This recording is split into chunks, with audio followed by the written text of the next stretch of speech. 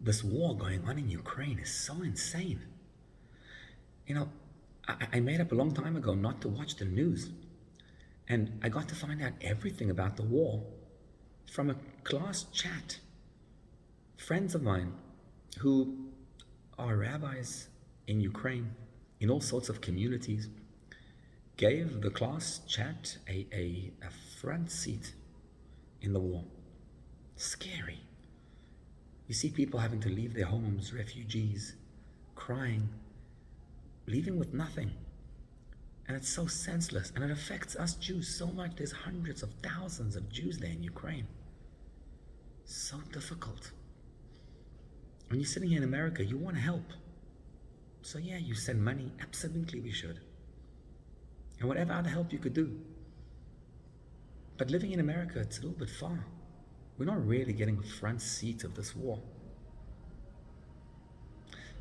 You got to do your part. But then there comes the other part of it, when we don't know what to do. How are we supposed to be helpful in this war? It's interesting if you look what Mordechai did when he first discovered the decree of Haman to, God forbid, annihilate the entire Jewish people. The first thing he does is he davens to Hashem. Now, that doesn't mean that he doesn't also activate natural forces. He does hishtadlus. He does what you're supposed to do. He tells Esther the plan. You go in front of the king and you do your part.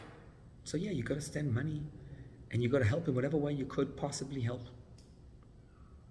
But then what Mordechai does is, realizing that it's all from Hashem, he turns to Hashem in tefillah.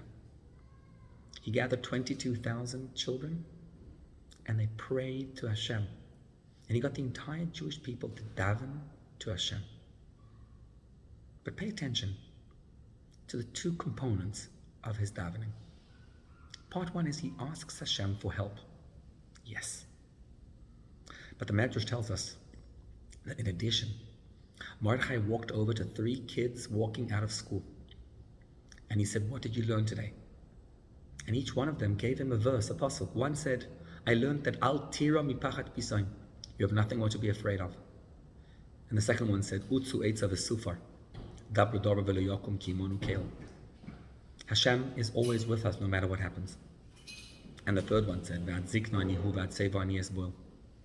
Each one of them gave him a confidence and a surety. Hashem is absolutely with you. Those 3 verses we say every day when we finish our davening. Part 1 of davening is to ask Hashem, Hashem, please, please, Hashem, help me. I need your help. Part 2 of davening is the confidence and absolute certainty. The last thing you want to do is walk out of davening worried. What's going to be? You daven, you ask Hashem, Hashem, help me, yes. And at the end of Aleinu, we utter those 3 verses that were put together by the children and Mordechai. The confidence that we have nothing what to worry about, we have nothing what to be afraid of. It's hard, it's difficult, because it feels like the world's falling apart sometimes and it feels so uncertain. And Hashem says, I'm with you. Never walk out of davening without those 3 psukim, knowing that's going to be okay. Hashem is with us. Difficult, but we know He's with us forever.